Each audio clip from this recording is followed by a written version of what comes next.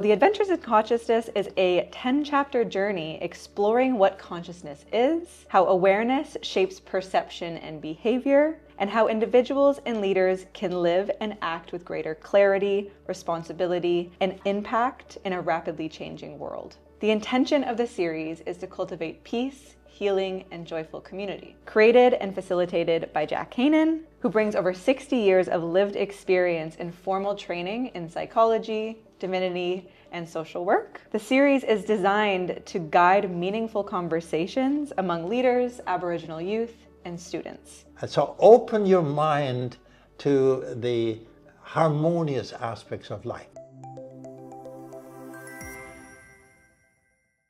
My name is Jack Heynen, and I am the creator of the 10-chapter course called Adventures in Consciousness. My name is Allie Crawford, and I am Jack Heynen's project lead on the Adventures in Consciousness series.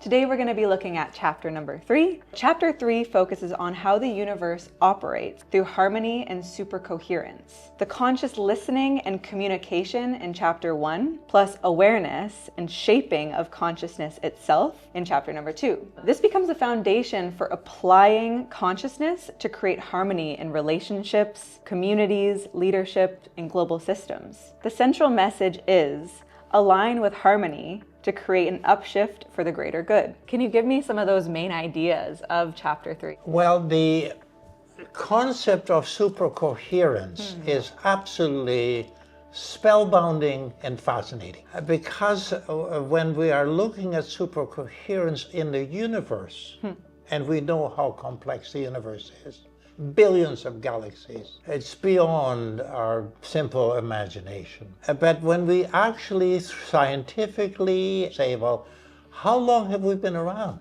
And we're on this tiny little planet, planet Earth. Then we realize that we have as well progressed from the original forefathers, the cavemen and women. Then we get into the agricultural phenomena where instead of wandering around and now they can make food, etc. Then we get into industrial society, but all of a sudden we make airplanes and factories. And then we get into AI. We're constantly changing. So I would say change is a absolutely phenomena. And so when I look at understanding supercoherence, which really says that everything in the universe is in harmony with itself, that's fascinating. So the more harmony that we apply, the more we're in step with what the universe is all about. And how can you make that a practical concept for someone in their day-to-day life? I have come into my family one of 8 children. The first 5 years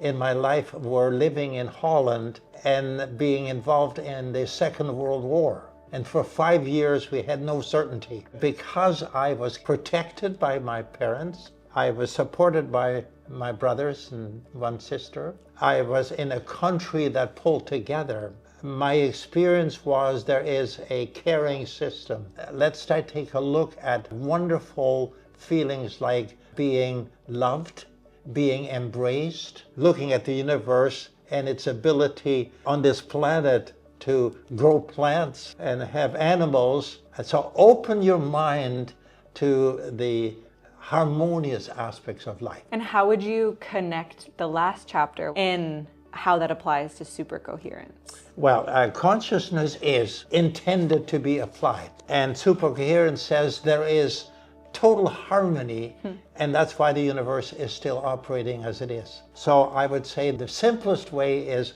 learn what living with love and curiosity and interest in your life. The second chapter is about the awareness of consciousness in yourself, but going into chapter 3, we're talking about how to use it in connection to others, noticing how the world around us is working with us. Is that how you would define the harmony piece? Yes, if I go back to how we survived in 5 years of war in Holland, neighbors would help each other. They would be concerned beyond themselves to others. We also witnessed when the country was taken away by Germany at the time. And so you realize the difference between people who show love and care and regard for others and those who do not. And so that's a choice to experience yourself, how to be your brother's keeper, how to build community. And to me, that are all aspects of what we call super coherence within the whole universe. We mentioned in the last chapter how shaping that consciousness is like shaping putty in your hand, that they have been self-aware enough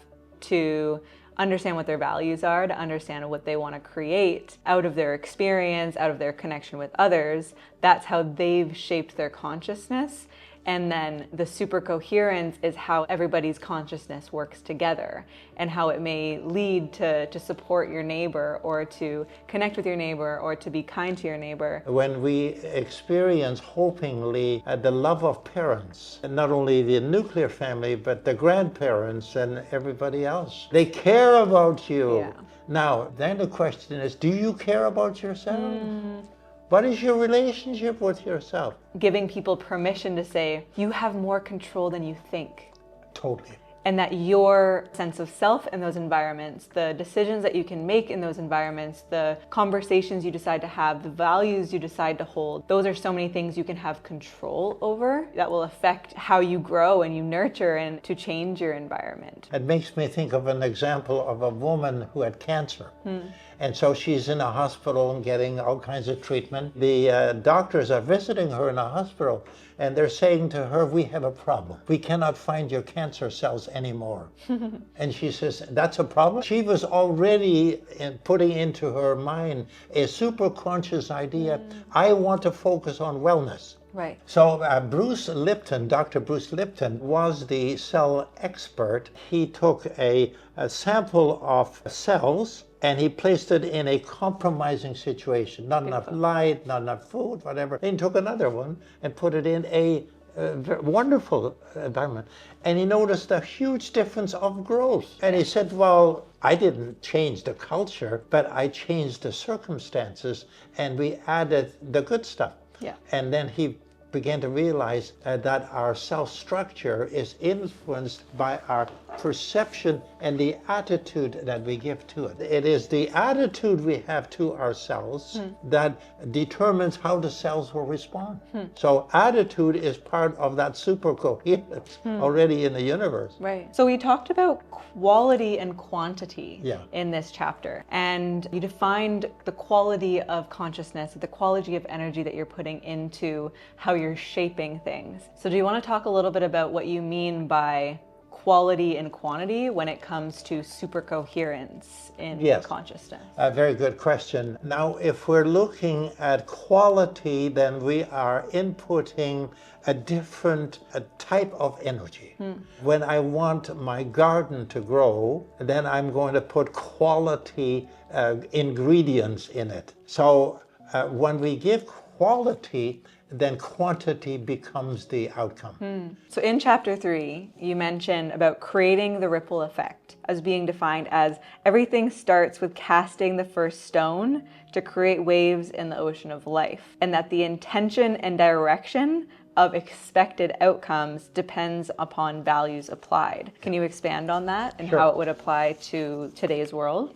I've been looking lately at how I might try to explain the creative process. If we want to send a thought or a quality, and quality is the level of excellence, whether it's human relationships, personal attitude to yourself, respect for differences, care for the planet, these are quality energy. So let us say that we want to put that out there on the screen. So now we have the mind, which is consciousness, and you are putting the quality into what you want to do. Then the brain is the projector, and then on the screen is what you intended to show. Now that is going to go through the brain. So you decide what you want to show. And now all of a sudden you will get a beautiful picture on the screen, which is caring relationships, respectful things and so forth. And I want to also mention that, as I believe, there's a difference between the mind and the brain. The mind is the creator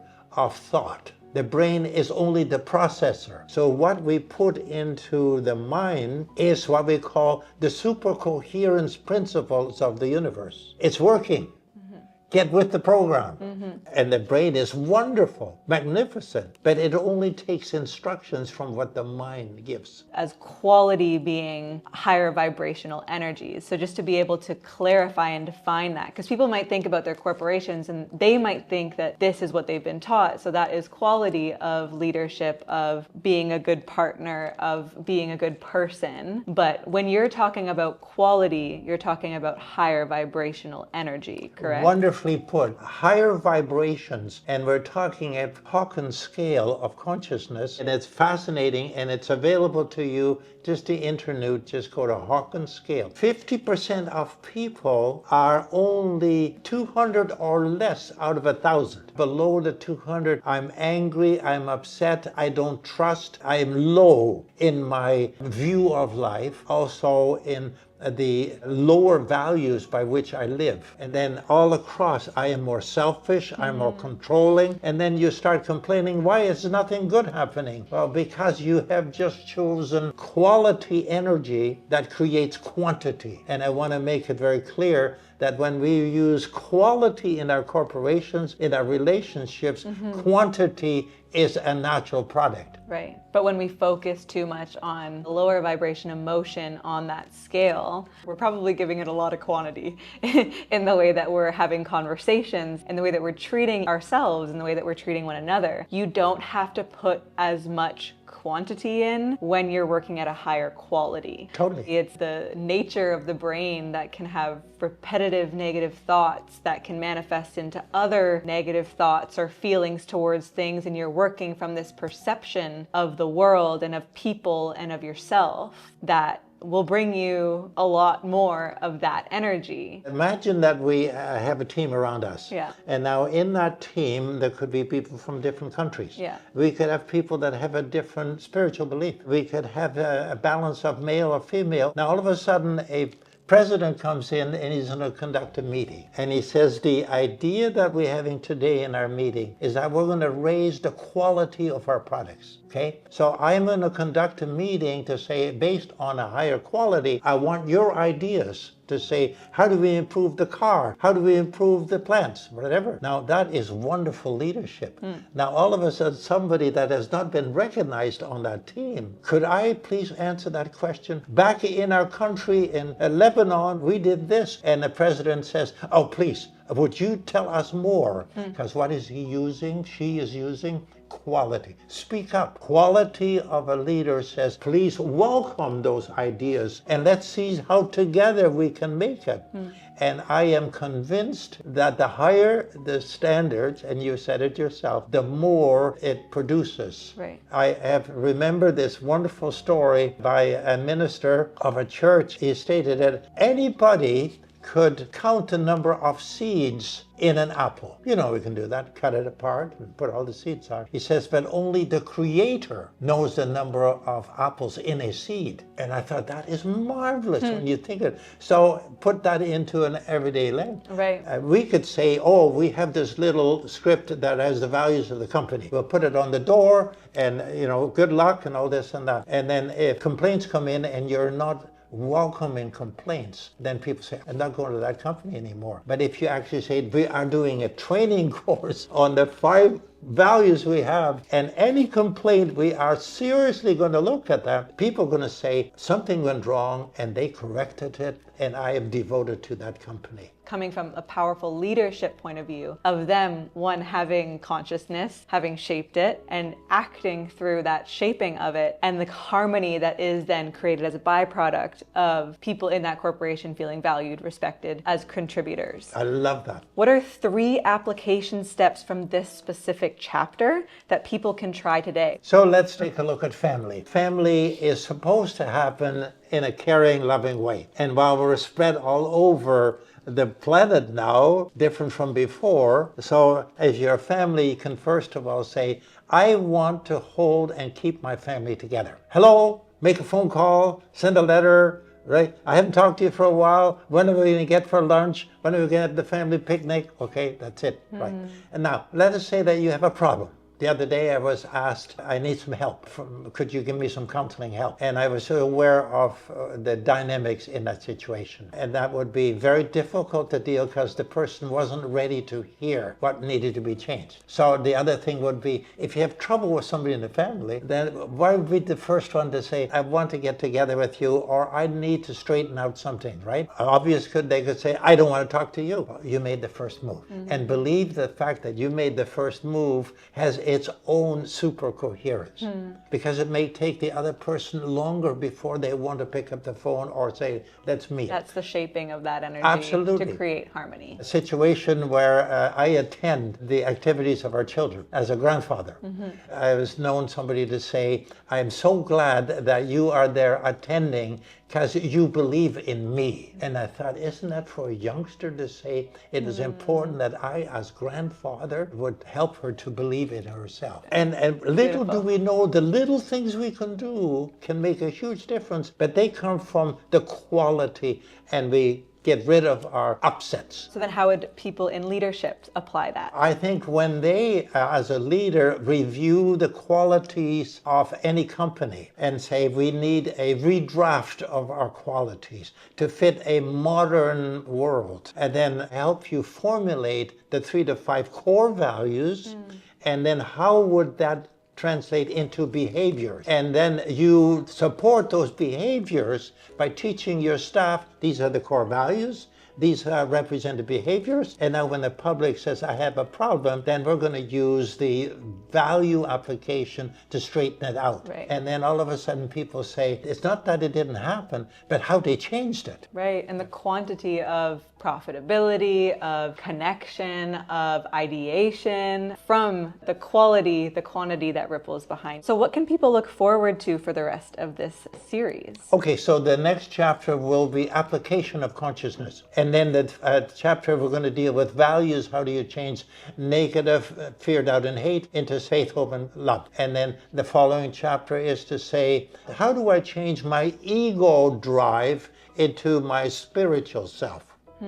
That's a much higher energy. And then we get into looking at the beliefs and perceptions by which I live my life, whether it's in church or corporately, whatever, and then be able to say, I want to move into a higher level of value leadership. And then we get into basically, how does your system, is it still operating on the hardening of the categories, or am I open for changes that are taking place? And then we finally get to, are you living your life by intention that satisfy the fullness of your life? And finally, you're going to say, are you having the ability to funnel your life down, not only the nutshell of what you're learning from this, but what are you going to do about it? Great. Well, I'm excited to explore the rest of the chapters with you, Jack. Thank you very much. It's been a pleasure. This has been Chapter 3 of the Adventures in Consciousness.